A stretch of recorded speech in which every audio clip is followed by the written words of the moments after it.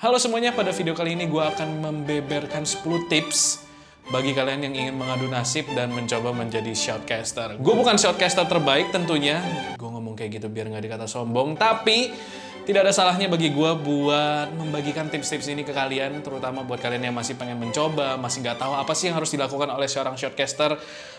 Tentunya gue berharap tips ini bisa membantu kalian, dan tentunya jangan jadikan tips ini sebagai patokan, jadikan ini sebagai saran atau opini yang bisa kalian terima, bisa juga kalian tidak terima. Dan jangan jadikan video ini sebagai patokan guide utama menjadi shoutcaster, karena tentunya tips ini belum tentu benar.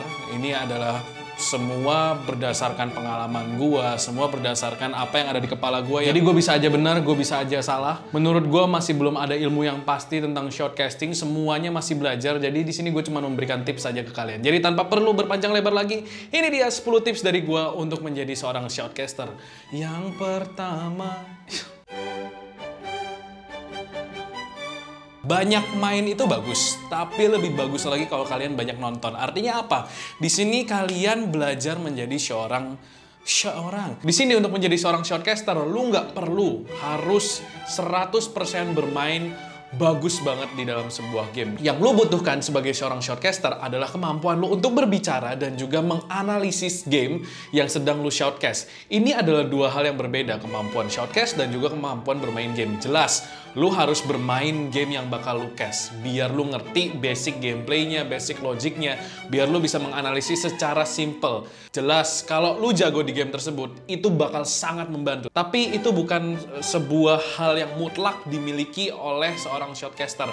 Seorang shoutcaster yang baik bisa menganalisis game di mana dia sebenarnya nggak mechanically gifted, tapi dia bisa memberikan insight, memberikan pendapat, memberikan gambaran apa yang sedang terjadi di dalam sebuah game. Padahal dia sebenarnya kalau main ya mungkin nggak akan sejago pro player, tapi dia bisa menganalisis. Lu lihat komentator bola, banyak yang bukan pemain bola sebelumnya, tapi mereka bisa menganalisis apa yang sedang terjadi, mengapa seorang pemain melakukan A, mengapa seorang pemain melakukan B. Hal-hal yang seperti ini yang menurut gue harus dimiliki oleh seorang shoutcaster. Makanya gue selalu menyarankan buat seluruh orang yang pengen belajar jadi shoutcaster untuk lebih banyak menonton. Nonton apa? Nonton shoutcaster lain. Nonton pertandingan sebanyak-banyaknya. Buat apa? Untuk mendapatkan pelajaran sejarah. Untuk mendapatkan teknik shoutcasting. Untuk mempelajari bagaimana sebuah tim merespon terhadap sebuah situasi. Hal-hal seperti ini cuma bisa didapatkan kalau lu nonton. Kalau lu main, ya mungkin akan membantu kemampuan lu menganalisis, tapi menurut gua jauh lebih efektif kalau lu belajar dari nonton pertandingan, nonton apapun yang berkaitan dengan e-sports yang akan lu cast gamenya. Tips nomor 2 adalah belajar. Surprise. Wow, harus belajar, Son. Masa jadi shoutcaster harus belajar? Ya iya. Untuk menjadi chef terbaik, seseorang harus belajar. Untuk menjadi pro player terbaik, seseorang harus belajar. Sama kayak shoutcasting. Kalau lu pengen jadi shoutcaster yang bagus, ya lu harus belajar. Belajar bagaimana cara shoutcasting, belajar bagaimana menata diri lu biar lu presentable, bagaimana lu bisa memarket diri lu di industri e-sports, belajar bagaimana lu harus beradaptasi dengan pasangan caster yang baru, belajar tentang turnamen yang akan lu cast, belajar tentang tim-tim yang akan bermain di turnamen tersebut. Misalnya sebelum sebuah turnamen tuh gue selalu mempelajari tim-tim apa aja yang akan bertanding di turnamen tersebut, bagaimana tim tersebut bermain, apa yang akan terjadi kalau tim tersebut ketemu tim B, ketemu tim C, ketemu tim D. Jadi hal-hal seperti itu yang gue masih harus belajar setiap turnamen mau gue datengin. Siapa partner castingannya, gue nonton. Misalkan nih gue bakal nge-cast sama Pasta atau Flow untuk pertama kalinya waktu itu. Gue pelajarin bagaimana mereka nge-cast, bagaimana mereka berbicara, kapan gue bisa masuk kayaknya nanti pas gue nge-cast, bagaimana oper-operannya kira-kira akan terjadi. Jadi hal-hal seperti itu ya masih harus dipelajari. Jadi nggak ada kayak lu belajar on the spot pas lagi nge-cast. Menurut gue itu hal yang sangat tidak bijak. Misalkan lu nge-cast turnamen besar, lu datang tanpa mempelajari apapun, lu nggak tahu siapa yang main, lu nggak tahu mereka main kayak gimana, lu akan kehilangan beberapa informasi penting yang sebenarnya lu bisa sampaikan ke penonton waktu lu nge-cast. Informasi-informasi seperti rivalitas, bagaimana mereka bermain, yang menurut gua itu adalah informasi yang sangat penting banget buat dibagikan ke penonton. Yang ketiga adalah kalian harus punya yang namanya role model. Role model ini adalah panutan kalian dalam shortcaster lah, kayak pilar utamanya. Jadi kalian akan mempelajari style orang tersebut. Tapi jangan ditiru plek-plekan, kalian harus amati, tiru, dan modifikasi ATM. Kalau gua dulu itu ngikutinnya caster Counter-Strike, itu namanya Anders dan Semler. Gua ngefans banget sama mereka, gua nontonin shortcaster mereka di semua turnamen, dan gua bener-bener ngikutin style shortcasting mereka. Tapi gue sadar, mereka casting dalam bahasa Inggris, gua nge-cast dalam bahasa Indonesia. Dua bahasa yang berbeda, jadi artinya ada sesuatu yang harus gua modifikasi. Jadi gua tiru style shortcasting mereka, dan gua modifikasi sesuai dengan kemampuan gue di bahasa Indonesia. Jadilah style shortcasting gue. Misalkan kalian pengen role model kalian Pasta, atau Flo, atau Melon, atau Yudi, atau Dejet, siapapun itu, jadikan mereka role model kalian. Kalian amati bagaimana cara mereka membawakan sebuah pertandingan, bagaimana mereka mengatur nada, bagaimana mereka melempar, bagaimana mereka mengoper. Kalian coba casting di rumah, tiru role model kalian, plek-plekan 100% sama, lalu kalian modifikasi. Menurut kalian, apa yang bisa kalian ubah, apa yang kalian bisa poles, apa yang menurut kalian bisa membuat kalian lebih nyaman. Dengan begitu, kalian akan menemukan style kalian sendiri, yang tentunya bisa saja lebih baik dari role model kalian. Gak ada yang tahu. Yang keempat, bahasa Indonesia itu luas. Jadi, kalau kalian nge-cast dalam bahasa Indonesia, tidak ada salahnya kalian belajar bahasa Indonesia juga. Jadi pelajarin vocabulary, pelajari frase-frase, pelajari majas. Menurut gua, majas adalah salah satu senjata paling mematikan dalam sebuah shortcasting. Ada majas alegori, ada majas simile, ada majas hiperbola. Banyak banget majas yang bisa kalian gunakan. Mungkin kalian, apaan tuh majas alegori, bla bla bla bla. Tapi kalau kalian Google, coba aja cari majas alegori atau majas hiperbola. Kalian langsung tahu, oh itu tuh yang namanya majas. Jadi selama ini Wilson kalau nge-cast tuh bukan lebay, itu tuh namanya majas hiperbola.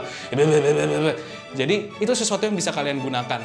Dan tentunya ada waktu dan tempat untuk menggunakannya. Tapi sekali lagi, bahasa Indonesia itu luas banget.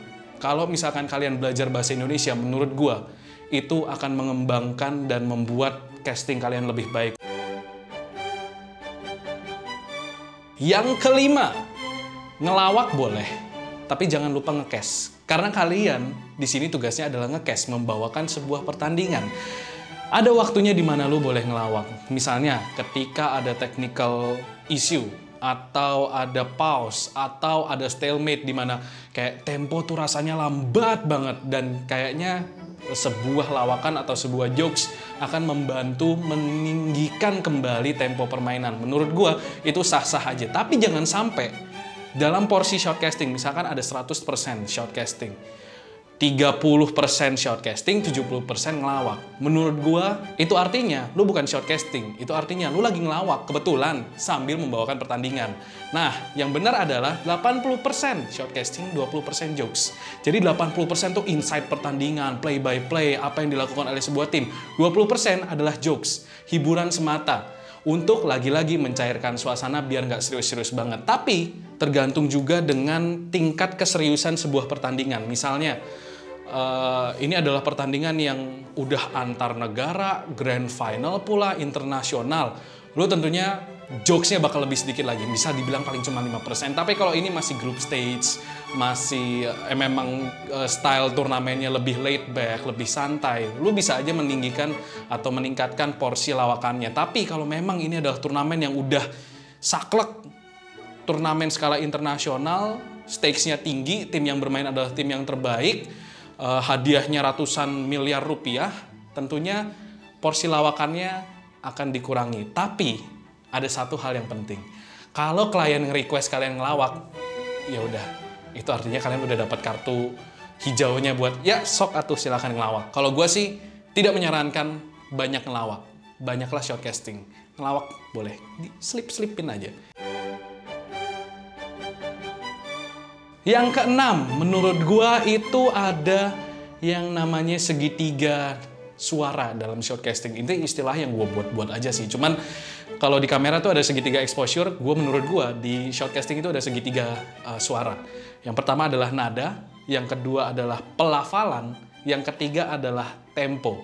Nah, ketiga hal ini adalah sesuatu yang harus kalian perhatikan dalam shortcasting. Tempo, kapan kalian harus ngomong lambat, kapan kalian harus ngomong santai, dan kapan kalian harus ngomong cepat. Tempo akan membawa penonton dari posisi mereka yang santai bisa menjadi maju, terus semakin masuk ke dalam gamenya.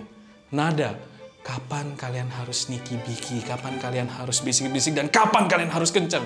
Itu juga akan membantu penonton semakin, semakin membantu penonton mengidentifikasikan diri mereka berada di dalam game tersebut. Dan pelafalan, bagaimana kalian mengucapkan sebuah kata, bagaimana kalian agar tidak terbelit-belit, walaupun gue juga suka masih kebelit-belit, karena memang shortcasting itu sulit teman-teman. Tapi kalian bisa mengulangi, itu kan baru diomongin. Kalian bisa mengurangi hal tersebut dengan mencoba bernyanyi seperti Bams Samson. Ya, Anda tidak salah mendengar. Mencoba bernyanyi seperti Bams Samson. Karena si Bams itu kalau nyanyi, segenap hatiku luluh lantah. Jadi kayak setiap pelafalan karakternya itu jelas gitu loh. Kalau kita lihat di sini, saudara-saudara, nampaknya Bigetron akan masuk ke daerah Novo. Bayangin kalau kalian pelafalannya kayak gini. Bayangin kita lihat di sini, saudara-saudara, nampaknya akan memasuki ke daerah Novo. Lu nggak akan menikmati orang yang kalau nge-cast ngomongnya kayak gitu. Jadi ada baiknya kalian mencoba bernyanyi seperti Bang Samson. Ya itulah, itu tips gue sih. Itu trik tepatnya. Yang ketujuh, lu nggak akan bisa membuat senang semua orang. Haters itu pasti ada, apalagi di awal karir kalian. Karena netizen Indonesia itu banyakan orang goblok. Banyakan orang yang baru pertama kali megang HP, mereka tidak bisa ngapa-ngapain selain membenci orang. Nah, semua orang yang memulai karirnya atau bahkan sedang menjalani karirnya pun pasti punya haters. Lihat Atta Halilintar, sekaya-kayanya dia pasti punya haters. Lihat Pasta, nggak sih, Pasta nggak punya haters. Pasta udah punya troopers soalnya. Bercanda pas, tolong jangan serang saya dengan pasta troopersmu. Jadi memang semua orang pasti punya haters. Dan kalau lu dengerin mereka, berarti lu kalah. Kalau gua udah kebal. Mereka mau ngomong apapun, gua bodo amat. Jadi buat lu yang masih mulai, ketika kalian dapat kesempatan buat nge-cast sebuah pertandingan dan ditonton banyak orang, prepare yourself, pasti ada hatersnya. Tapi pasti juga mulai ada orang yang memuji kalian. Dan orang yang paling baik adalah orang yang bakal menyamperin kalian, memberi kalian pesan kalau, bro, mendingan lu nge-castnya kayak gini. Nah, itu sesuatu yang bisa lu ambil atau lu tolak. Bisa aja lu bilang, dia salah, gue lebih benar. Lu bisa aja melakukan hal tersebut. Tapi lu bisa saja mendapatkan kritik atau pendapat dari orang kedua atau bahkan orang ketiga. Menurut gue, ya lagi-lagi, lu nggak bisa mengubah air laut menjadi air tawar. Lu nggak akan bisa nyenengin semua orang. Lu harus fokus mencoba menyenangkan orang-orang yang mungkin seneng sama lu. Dan mungkin orang-orang yang tadinya haters jadi followers, mungkin itu adalah sebuah bonus ya. Tapi jangan terlalu fokus dengan mereka, karena yang ada lu bakal kesel sendiri sih. Yang kedelapan, review. Ini adalah salah satu hal yang harus banget lu lakukan ketika lu pertama kali mulai jadi shortcaster, atau bahkan ketika lu mencoba menjadi shortcaster. Review. Banyak orang melewatkan fase ini. Ketika lu kelar nge-cast, baik itu lu latihan, baik itu lu nge-cast beneran, lu harus review.